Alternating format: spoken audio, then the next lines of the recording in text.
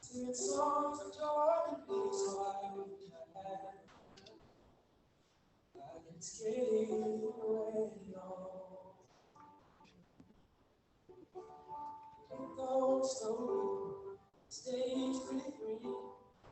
Make a lot of money, and I work with this crazy Steve. I wish I had heard.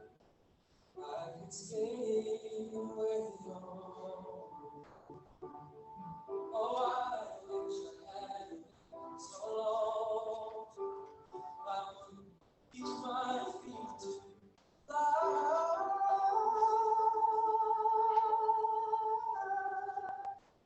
Oh, I wish I had learned the world.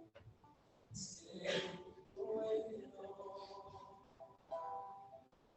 I made my baby cry.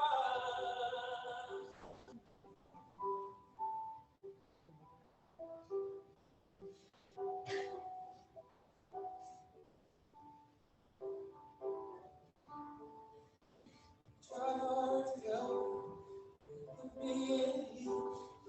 Love you so naughty, maybe we can't be. So I wish I had heard. I could stay strong. So hard to handle, selfish and I'm sad. Now I know I lost the best baby I ever had. Oh, I wish I had heard. I could stay away long. Oh, I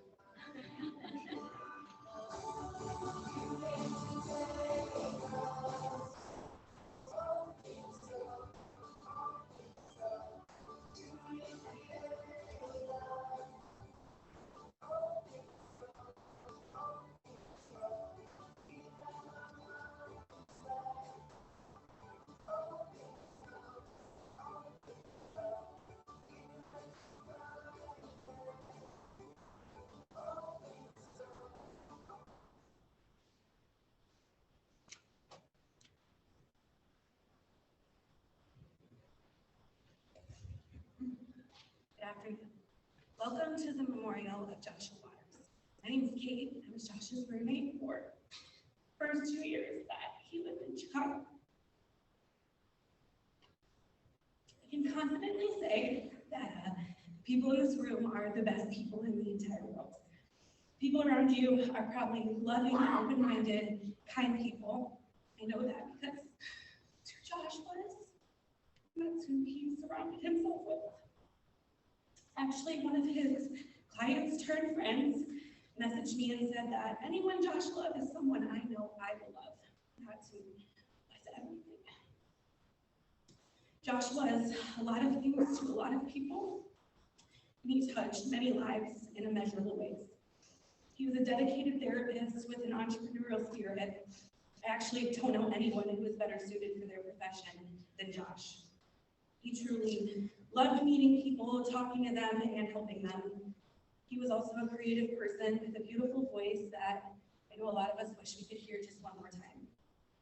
He was a son, a grandson, a brother, a dad dog, a life partner, and someone that many people call their best friend.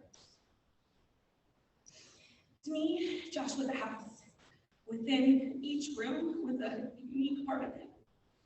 He was a member of the chorus, a sweet hometown boy, a professor, an aspiring author and influencer, a grill master, a host of some of the best and rowdiest parties that I've ever been to, a comedian, a karaoke king, someone that I spent holiday meals with in Georgia when neither one of us could go home. He was a lover of trying exotic foods and also an addict of the Taco Bell drive-thru. I think he threw a party when the nacho fries came back, I might remember. And when the Taco Bell by Wrigley Field closed down, he was in mourning. The more I knew Josh, the more doors it opened. He approached life in that way, with an open mind and an open heart. But most of all, he was a home for so many of us. He was a listening, non-judgmental ear who would love us, challenge us, annoy us, and support us. He was a stranger to none and a friend to all. He was the first person that I wanted to call when I had good news because he clapped harder for me than I ever could. He believed in me more than I could. And he saw in people a version of themselves that they couldn't see yet. He cheered them on as they made the journey. If you were Josh's friend, you can hear him in your mind say, "Gas fish," when you told him the news. Or in my case, it was, "Kayla." He once texted me when he saw me walking into a grocery store to tell me that my hair looked on fleek. He lived so much life in 31 years, overcame so much, wanted to use his experience to help others cope, often with dark and sarcastic humor. Cope how you need to in order to get through this, and then get through it, is something he knows, or he would say to me. Josh was a giant in stature, in personality, and in potential, the absolute definition of larger than life. To quote Josh from his blog, "I believe it is our responsibility to use what we have to help others. What I have is a genuine desire to connect people to their thoughts, feelings, and sensations, to in turn allow them to spread their love and desire to connect with others in more meaningful and positive ways." So today, thank you for joining us to honor Josh, his desire to connect to and understand others, and the love he shared with so many to extend his memory in more meaningful and positive ways. Let's live like Josh with open hearts and open minds, continue to spread kindness and joy and grace and patience and understanding as his legacy. Thank you all for being here and for impacting Josh in a bigger than life way so that he could impact the world that we live in. We're going to do two prayers. The first one is going to be from Josh's best friend, Michelle, a Catholic prayer, then followed by Josh's life partner, Urvash, in Hindu prayer.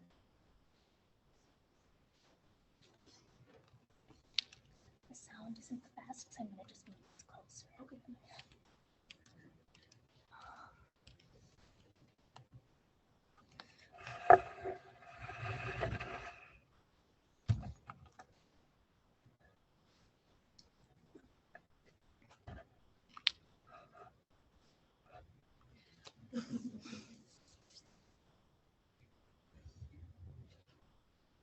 The death of someone we love and care about is like the death of part of us. No one else will ever call out from within us quite the same responses, the same feelings, or actions, or ideas. Their death is an ending of one part of the story.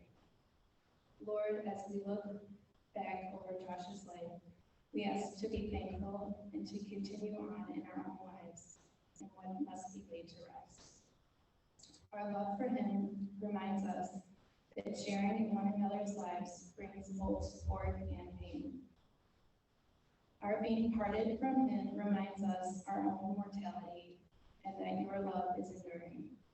We thank you that our love for Joshua draws us together and gives us a new appreciation of one another, and the beauty and the fragility of relationships which mirror your grace and goodness to us. Lord, time's tide may wash Josh's footprints from the shore, but not our love for him, nor the influence of his life upon us, nor in the ways which they will ever be a sign for us of those things that really matter, which are eternal. Hear this prayer for your love's sake.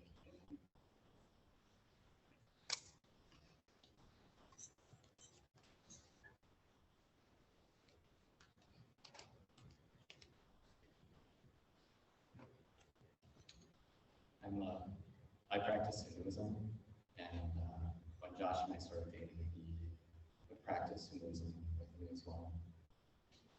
So Hindu custom asks for the soul to achieve moksha, which is the liberation from the cycle of life and death. Please join me in chanting Om Shanti. I'll be doing it 3 times. Om Shanti. Om Shanti. Om Shanti.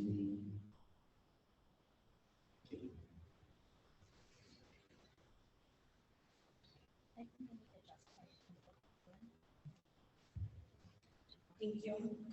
We're going to start a positivity video about Josh's life in just a moment.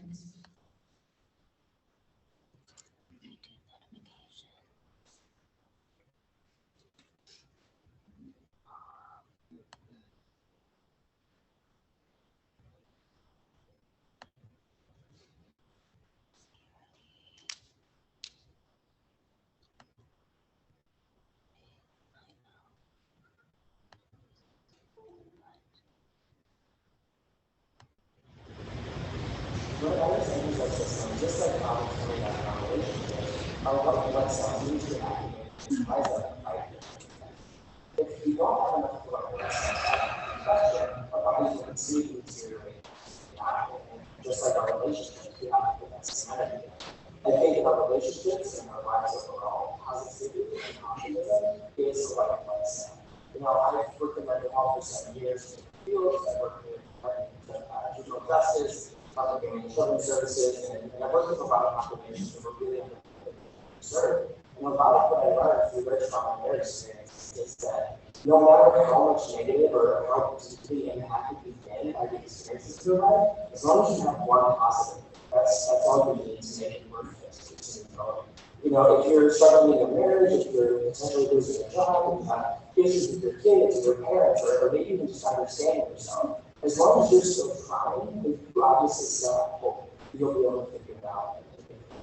You know, knowing young people that die for really those insane reasons is so infuriating and it's so painful, but it also helped me learn to appreciate the relationships with the people that I do have in my life. And right now, there are thousands of people who are struggling to fight with the breath. And as long as you're waking up and you can still breathe, you've got it. That's all you need. To be able to breathe, to even get up and fight another day. Positivity is a white blood cell, and you can fight off emotional emotions using your thoughts, using your mind. So stop, take a breath, and just take a moment to appreciate what you do have, and give yourself permission to be okay.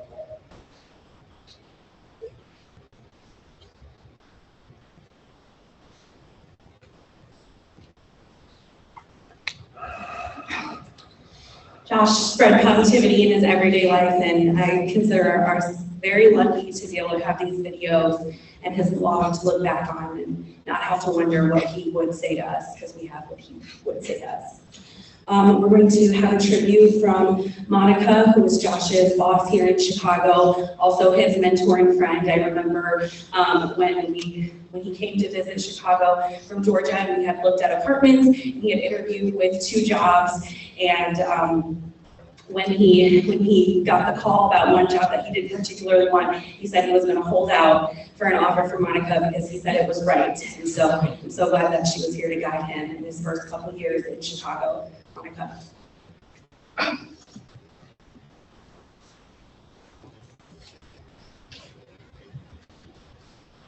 Thank you. I actually got an email this morning from his previous supervisor and mentor, Kate Farmer, in Valdosta, Georgia, and she was sharing a similar story with me, and it said that she really believes in her heart that, we were professional soulmates. And I didn't believe that to be true as well. I thought that on my own. I was surprised when looking back at my calendar to learn that I first met Josh on my birthday in April of 2018. That day, I interviewed him to join my practice, Envision You. There was something about Josh that I knew I just couldn't pass up, and I was thrilled and amazed that he accepted my offer. When discussing terms of employment, I confessed to Josh that I found him a bit arrogant in the interview. Oh, totally I am. He responded with a laugh. No apologies, no defensiveness. He just unabashedly owned it. I thought, I'm either gonna love this guy or I'm in trouble. At 6'4", Josh was big. He used to joke that I only hired him for his muscles and to reach things up high.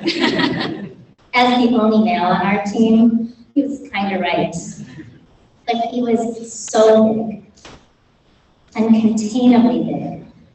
Big energy, big ideas, big confidence, big ambitions, big heart.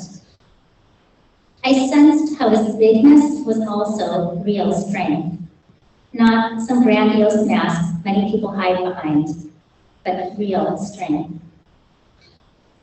While I was going through 2 consecutive summers of crises after hiring Josh, I realized I needed his strength.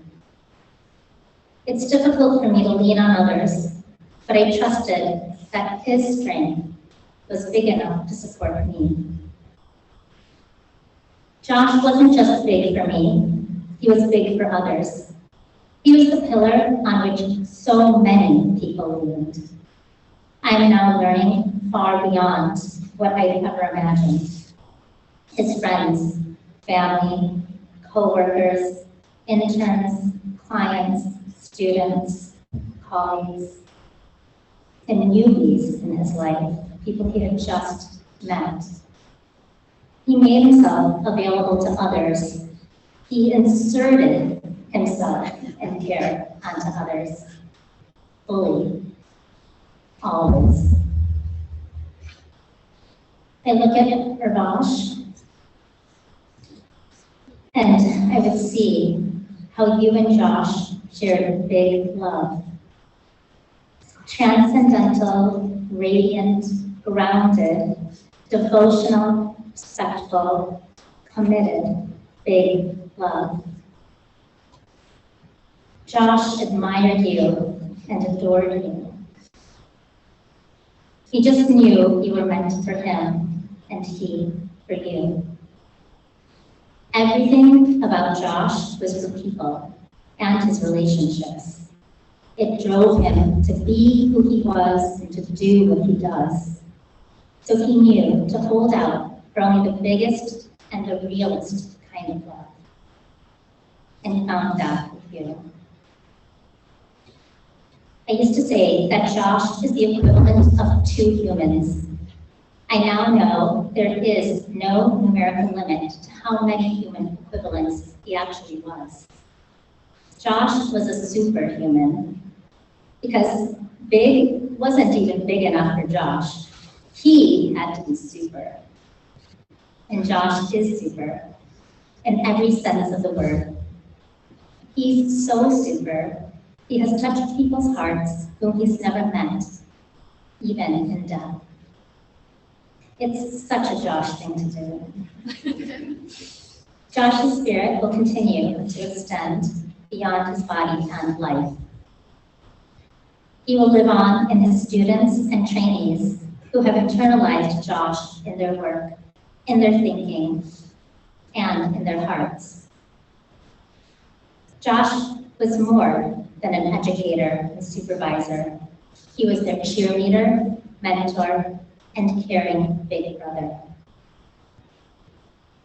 He will live on in his clients who have found hope and power through him, and, like me, renewed life.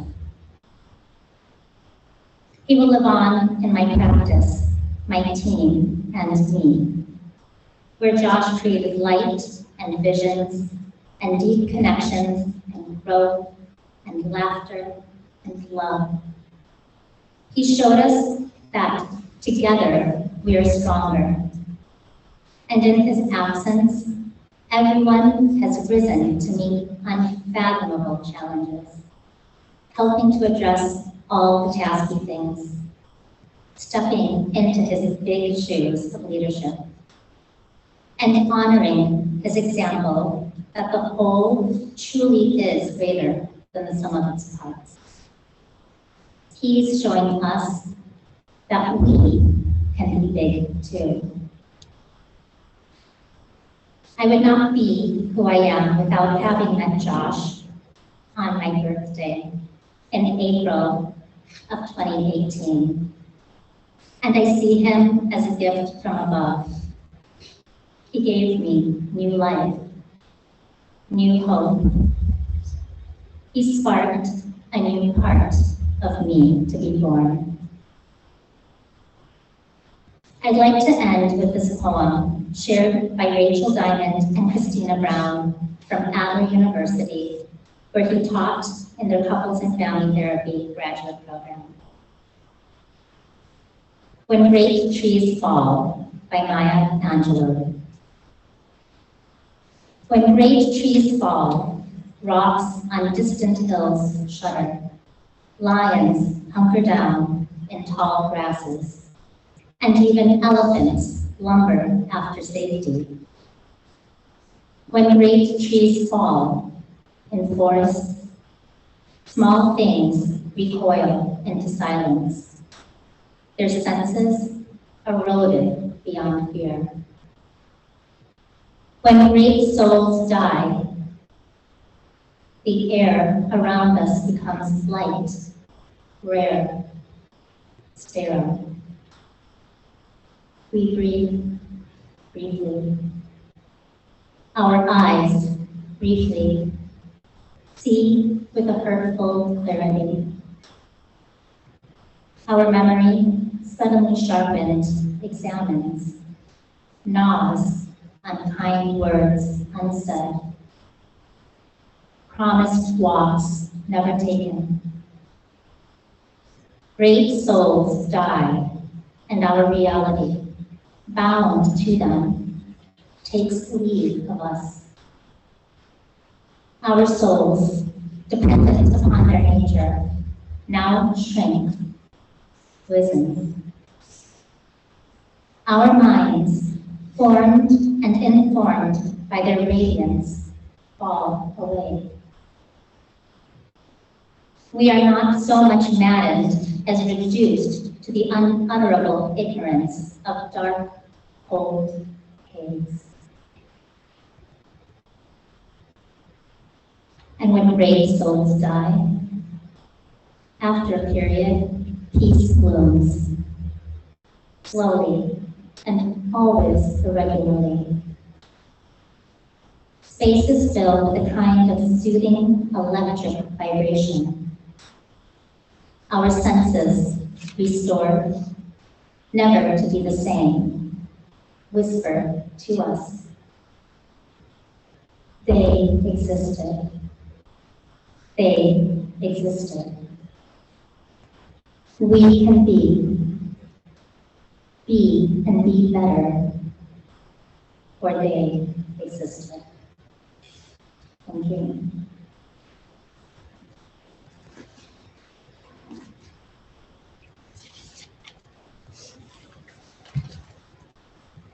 Thank you, Monica. There are a lot of power couples in the world. I actually think Josh and Michelle were the first one that comes to mind. I've hung out with people on multiple occasions and said that I had seen Michelle or hung out with Michelle, and they said, Josh is Michelle. She was Josh's best friend, been through a lot with him. Also, the reason he came to Chicago, so the reason more of the world could experience Josh. Michelle, I'd like to come share your tribute.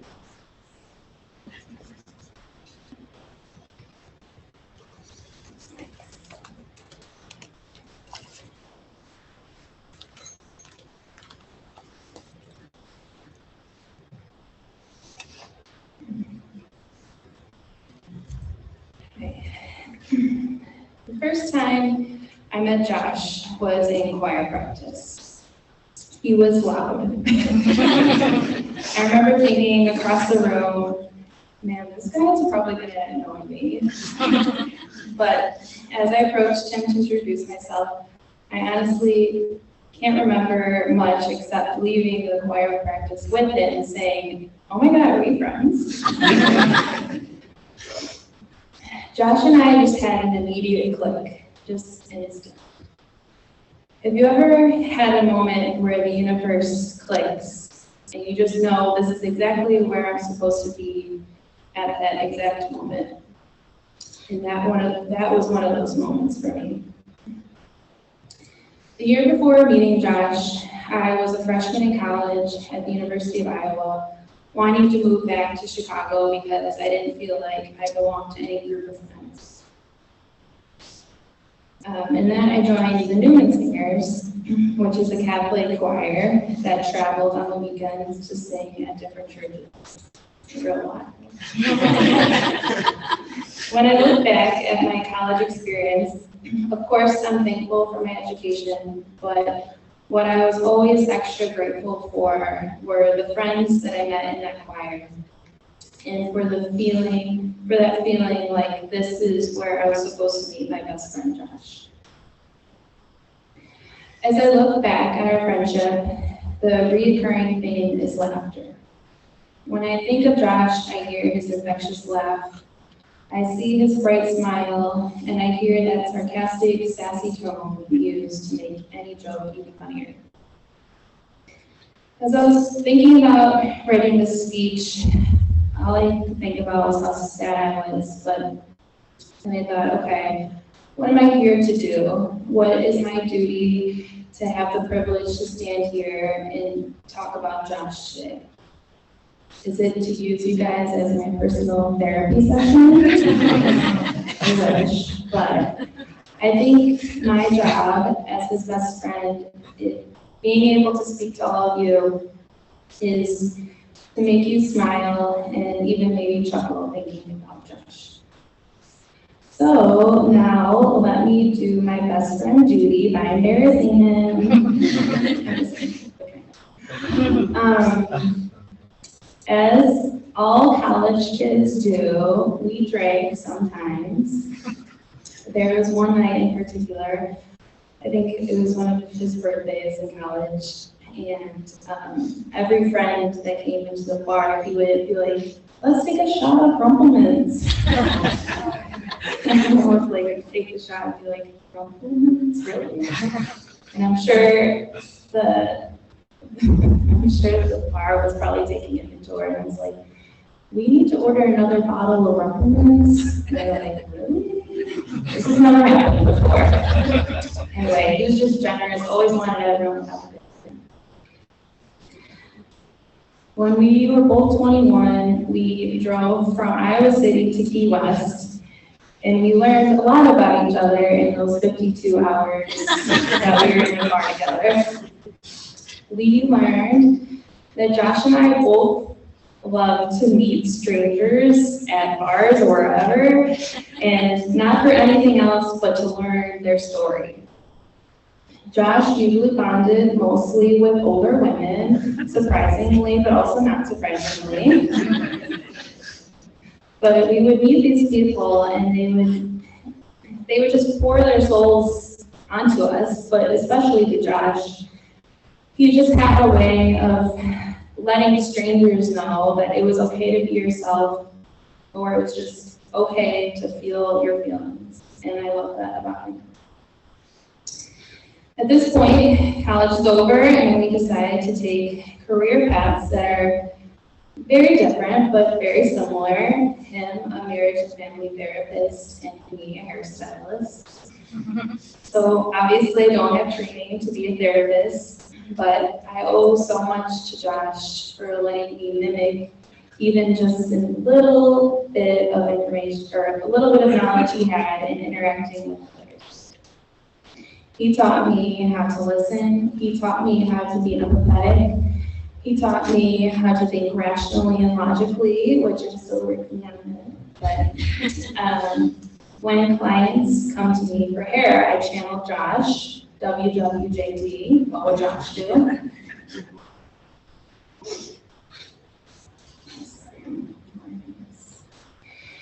There's a video I'm so lucky to have. On my 30th birthday, my friend April went around to all my friends individually and asked, "What's your favorite thing about Michelle?" And Josh's answer was that I was always striving to be better. And when I think over on that video, I think that's actually what I admire most about him. He was always improving, he was always learning, he was always changing and growing, and he inspired me to do the same. When you lose your best friend, you lose a piece of yourself.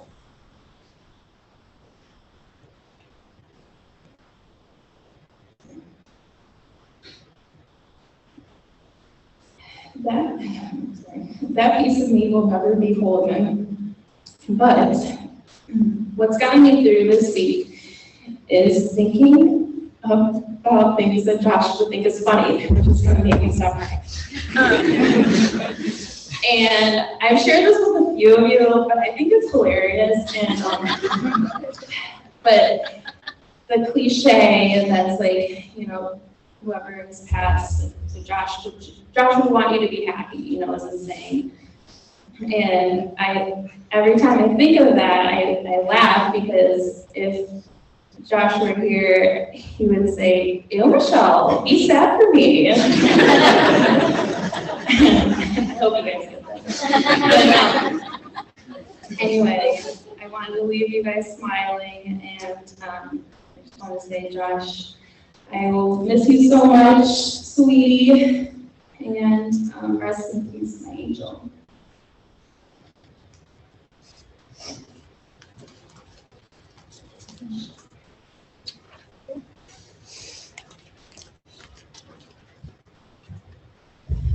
Well, it would not be a true memory of Josh's life if we didn't cry to him. So we are going to enjoy him singing "Ordinary People" by John Legend.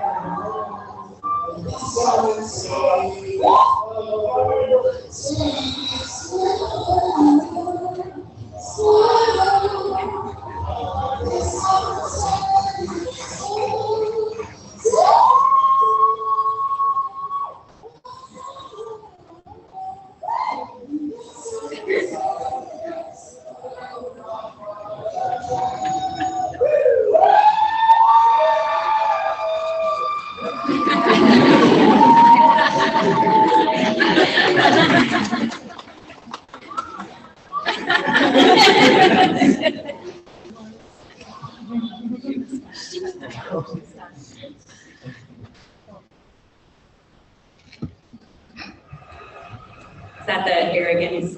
Yes. Could you imagine anyone singing that better?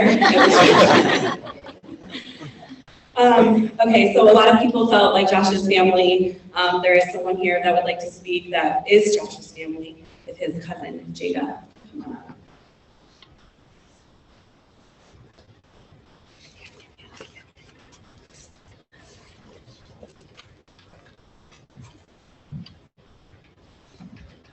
Good afternoon. My name is Jada Wiseman, and I am one of Josh's many little cousins. Josh asked me to be here today to speak on behalf of Josh's family. First, I want to take the time to thank all of you for being here and on the live stream, and for all of your support, condolences, and kind words as we navigate through this incredibly difficult time. Josh was loved by so many and loved so many. Josh was such an amazing cousin. He was also wonderful. And the individuals he felt, such as mentor, therapist, professor, son, brother, grandson, nephew, friend, and boyfriend. No matter what role he Josh has, he made it evident that he excelled in all of them. At night, I often find myself reading all of the tributes made on Facebook for him, and each of them seemed to talk about the amazing personality Josh had. One of a kind. Just to name a few more things that were heavily discussed are his genuine care and listening to what everyone had to say. His smile that could not only light up any room that was literally contagious. I could go on and on about the great man that Josh was. One of the last memories I have of Josh was actually the last time I saw him at my high school graduation party on May 30th, 2020. Josh came to my party to help me celebrate my accomplishment.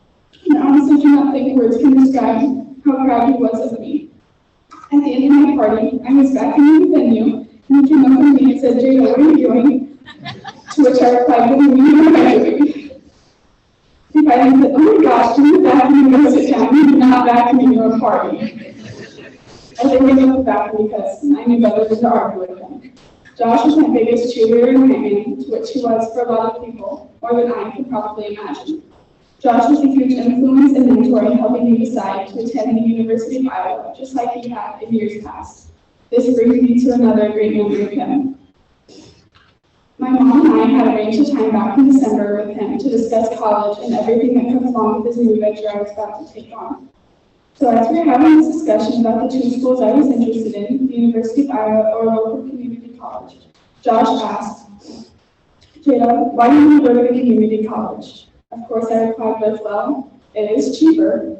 He then proceeded to tell me a saying I will forever remember: "Go away or go home, and don't live your life based on money." I said, "Okay, well, I guess I know where I'm going." Josh then said, "Well, our next step is to apply to the university." My mom and I looked at each other, and I said with a smile on my face, "Josh, I have already been accepted." The look on his face at this point was priceless. He threw his hands in the air among everything else and said, "Are you kidding me? Why are we having this conversation? This is pointless." To wrap up the story, I will be attending the University of Iowa this fall to follow in Josh's footsteps and become only the second Hawkeye in the family. Although I know that Josh will not be by my side physically, I know that he will be my guardian angel, not only through this long process, but through the rest of my journey through life, as he will be for everyone whose lives he touched. As we continue to reflect on Josh's way too short, yet still amazing life, I can't help but bring up his hugs. Josh was a hugger, and many of you probably know that. His hugs were the absolute best, completely genuine. Grandma Connie shared a story with me a couple days after his passing that I can't help but share. Not only does it display the type of person and love he had, but also the affection he had for his loved ones. Grandma Connie said that Josh came over to her house during COVID, and they were talking through the door to each other because this was safest for both Grandma and Grandpa. Shortly after the conversation was finished, Josh looked at Grandma and said, "Grandma, can I please just come give you a hug?" If that story does not sum up Josh's character, I do not know what does. His personality was unmatched. He was so genuine, sincere, dedicated, talented, caring, funny, loving, and most of all, kind-hearted. Josh looked for the good in everything. He was so optimistic. He had a way of being honest with you and telling you how things really are, but in such a way that wouldn't hurt you, but only give you the same perspective he had. Josh had a way with words. Joshua's mom, Dana, asked me to share a few stories for her and her husband, Bo, or as Josh referred to him as Bo Dad. One story Dana asked me to share was the swing. This is exactly how she told the story. Josh was around 4 years old, had jumped on a swing. He proceeded to kick and push, over and over to get higher and higher. Mom wanted him to be careful that he ignored the warnings. Finally, trying to dismount to land feet first, he got caught in the swing on the way up. Done. A perfect 10 face slam. Did Mom agree? No, I laughed about it as he was coffee flopping. Oh, Josh. Now for the stories that Bo Dad wanted to share. The first one being the lottery ticket. Exactly how Bo Dad told the story. Josh is my stepson. As he always said, I had a bio dad, a dad, and a Bo Dad. So for Christmas one year, he was driving around Burlington on Christmas Eve with his mom, looking at lights, and decided he wanted to get me a nice lottery ticket for my stocking stuff. 10 minutes later, he couldn't take it no more and took a coin out of his pocket, scratched all the shiny stuff off, and he won $25. He was so excited that he won $25, but Mama set him straight. He had to buy a losing ticket and give the winning ticket to Bo Dad. And one more story Uncle Bo asked me to read entitled Take On. Dana and I let him go to Iowa City to see his friends during a snowstorm in his first car. Of course, we worried. 2, 3, 4 hours go by when he was supposed to show up and didn't. Finally, Mom calls him and says, "Where are you at?" Josh goes, "I just drove by the Dana exit." "Oh my gosh, are you going to Omaha?" He missed his first turn at the Cloverleaf 2 miles down the road in Iowa City. He was heading west instead of south. So, Bo Dad drew a picture with an X, like you see on the map in the mall, to let him know he finally made it home on the front door. Again, oh, Josh. Before I wrap up my portion today, I have one more thing from Dana. Joshua and I began our journey together as a single mom with a very sick child who cried all the time. I'm truly surprised I have another child. Ha! But as he grew, I could see who he would become and how he would affect everyone around him in a positive way. I knew from early on that he wouldn't live to be old. He left us in his absolute prime, young, beautiful, fit, and at the top of his career. But mostly he left purely, totally in love, and for that I am truly grateful. My life, our lives, will never be the same, but they are better for knowing and loving him. He was and always will be my pumpkin head. All my love, baby boy, Mom. I'd like to end my portion of this service with a prayer. Please bow your heads. Dear Heavenly Father, I come to you today to thank you for this beautiful day in Chicago. I thank you for giving us this opportunity to come together to celebrate the wonderful life you gave Joshua Grant Foster Wallace. We thank you for allowing each of us to meet him and have so many fond memories of him and with him. Lord, we pray that Josh is looking down on us today and that he walks with all of us from here on out as we go our separate ways again. Lord, I ask that you give everyone here today, both in this temple and on the live stream, peace and comfort as we learn to live our lives without our earthly Joshua. I pray that as we leave, that you watch over all of us and let all of us get home safely. Again, Heavenly Father, we thank you for today and every day and for Josh's wonderful life. In your name, Lord. Amen.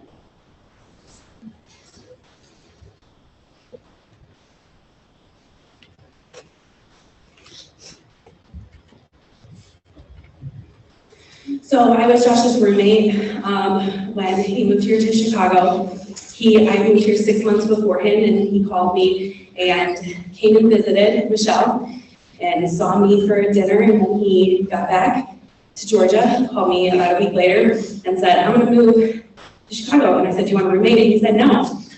And then he looked at how expensive it was, and he said, "Yeah, okay, let's do it." So at the beginning, conquering a new city, conquering new jobs, frankly, at the beginning of our careers and all the fun that brought. We also used to have group dates at the house. Michelle was a part of them, where we would meet boys on the dating apps and bring them for a group date so we could all judge them at once and know if we wanted to see them again. It was fun. It was fun. But I was lucky enough to be his roommate and his friend when he met Urbash, to see the trail of failed group dates before and to see what was different when he met Urbash and just how fantastic it was. And I think it was not the first date, but definitely the second or third, where he said that he was going to spend his life with him. So thank you to Urbash for, being with Josh and being in love with his life so that he could touch so many other people's lives. And at this time, I'd like to welcome up Urbash, his life partner, to share his eulogy.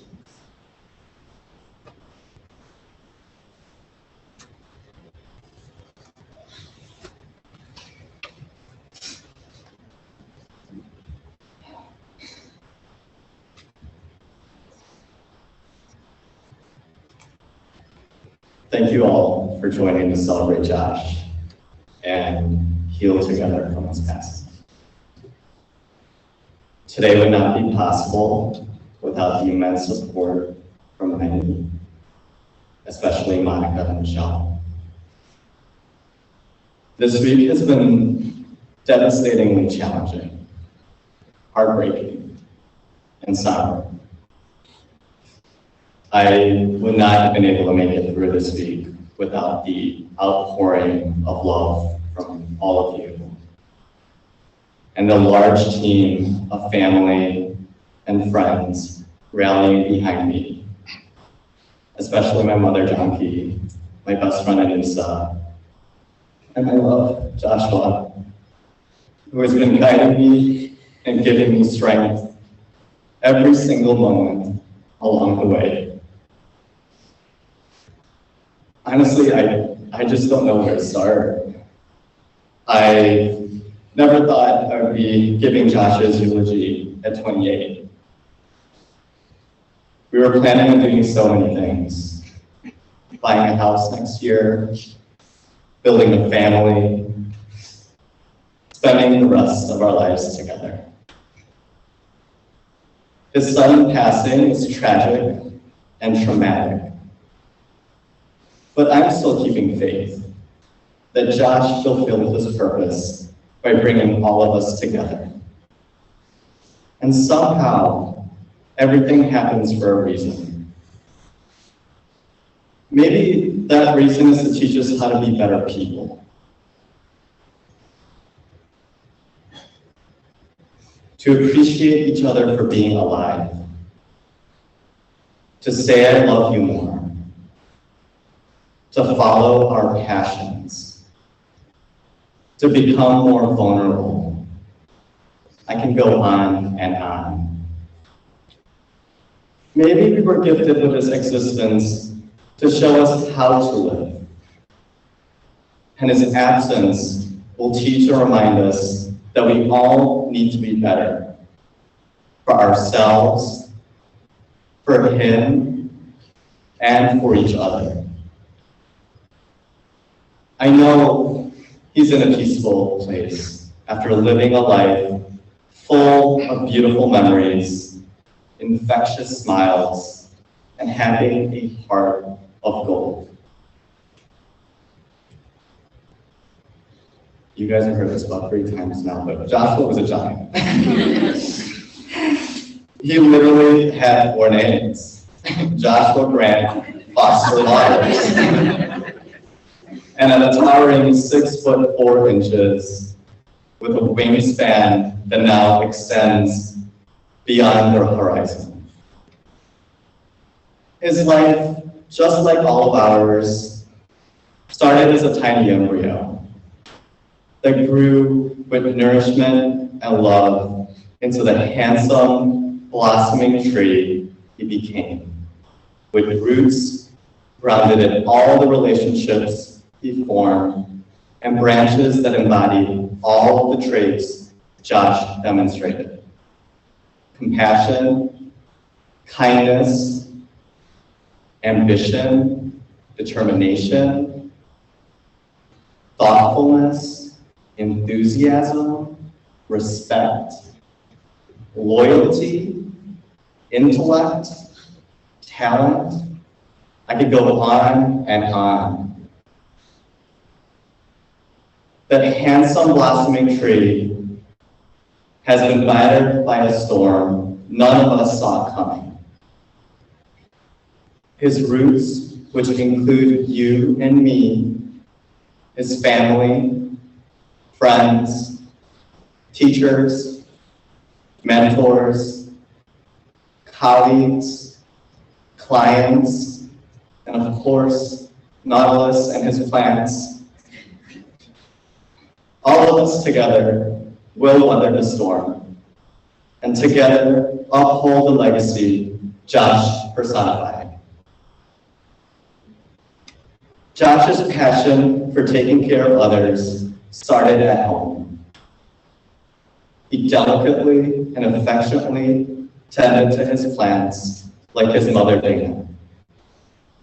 He provided and loved as the best father ever to his puppies Captain and Nautilus. He protected and looked out for his sister Rachel as the best big brother ever. He gifted and spoiled everyone like his grandma Connie with her delicious baked treats. He made everyone feel welcome and appreciated like his Uncle Bill. I could go on and on. Josh was everyone's friend. He always knew how to be there. He always knew what to say and when to listen, and always supported everyone unconditionally. His dynamic presence brought energy and charm to any room. His sparkling eyes captured and emitted sunlight to brighten any dark tunnel. His tender voice expressed patience and purity, and his warm embrace exuded comfort and strength. He was a friend to do anything with. Laugh, cry, dance, sing, lean on, depend on, rely on, grow with, learn from, accept, follow, lead, teach, understand. I could go on and on. right now and forever, he will be a friend we all look up to. Josh loved being helpful by sharing all the knowledge and experience he had so we could all live harmoniously and true to our beings, whatever or however that means to each of us. He brought that passion every single day. I think we'll all ask the question, what would Josh do or say in the class? I think he'll say, who cares about Lo Kyakahenge? What will people say? Who cares about what people say? Do you. Be you. Reflect on you. Accept you. Be true. Love yourself. Be kind to yourself. Develop yourself. Ask for help. It's okay to not be okay. Just breathe. Slowly inhale and exhale. His hands and tree will take in your doubts, questions, insecurities, and release oxygen of clarity and purpose. Josh was my oxygen. That's how much he meant to me. The stars aligned and our fairy tale began when we matched on Humble 2 years ago, August 2nd, 2019. Before that, but we started dating. We weren't supposed to go on our first date until 2 weeks after we matched. But after a few days of chatting, we exchanged numbers and he asked to FaceTime. I've never met anyone new on FaceTime, but I was open and trusting that there's something here. There's no harm in trying.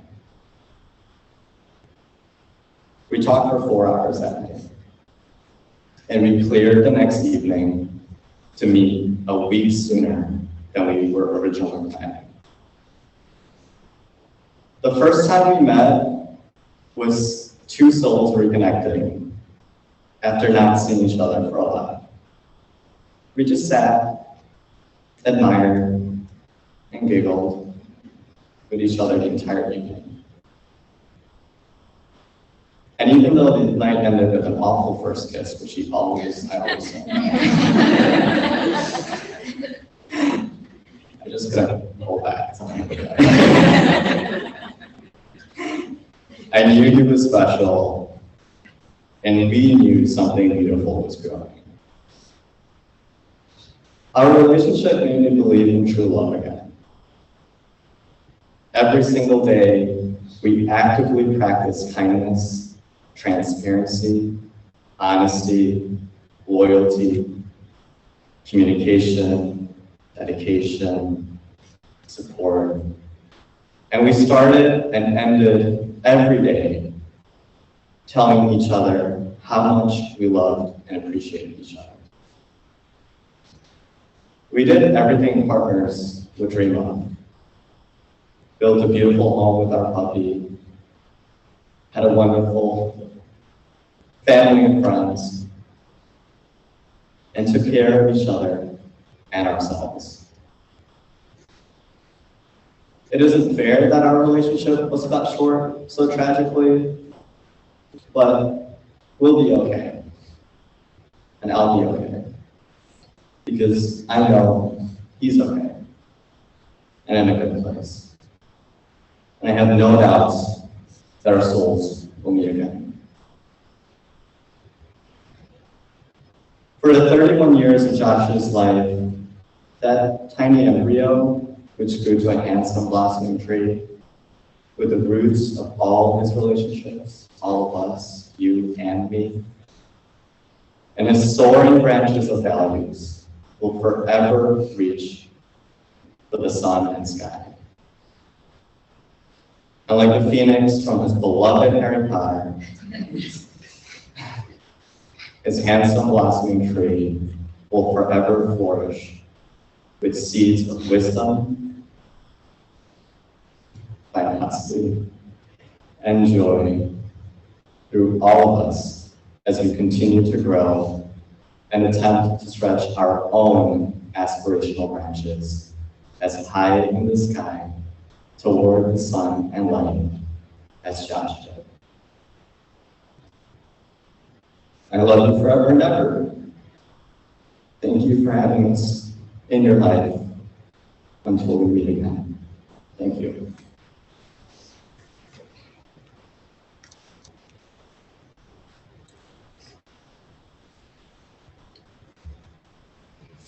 Thank you.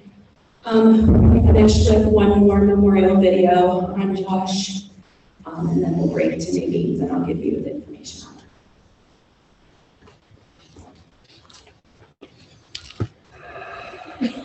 As I was walking down this morning, I was passing the cemetery that's close to my house. I was remembering this saying that girl used to say all the time, just life is a bitch and then you die. And as a kid, I was like really surprised by that. I think shocked. But as I've gotten older, I've really kind of grown into that phrase because I've recognized that just like the thousands of gravestones that I see around me, and thousands of people that die every day, we all have a lived experience and we've all gone through some sort of struggle in our lives, whether it be a global pandemic or the Great Depression or just little things that happen to us individually that maybe nobody else has gone through. But we all have a struggle of some sort.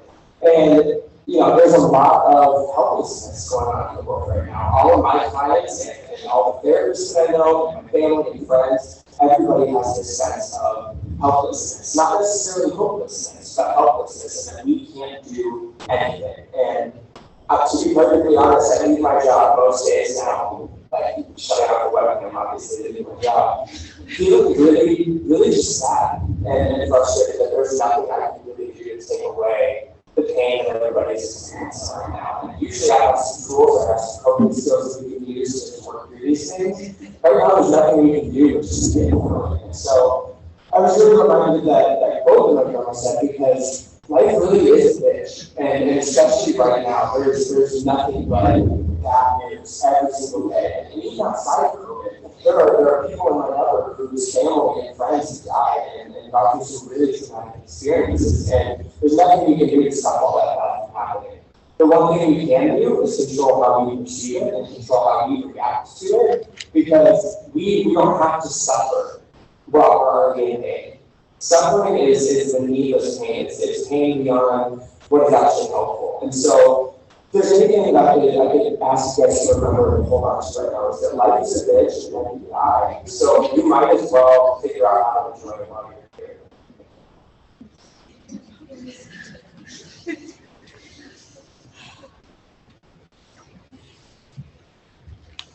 That summed it up. Michelle, Urbash, and Monica would like to invite everybody back to Nadine's. The address is on the program if you need it, also on the screen. Also, please make sure that you share any and all memories with us on the memorial page so that we can continue to live in Josh's legacy and spread kindness and love and everything that he was, our larger than life friend. So thank you guys all for joining us, and we hope to see you at Nadine's.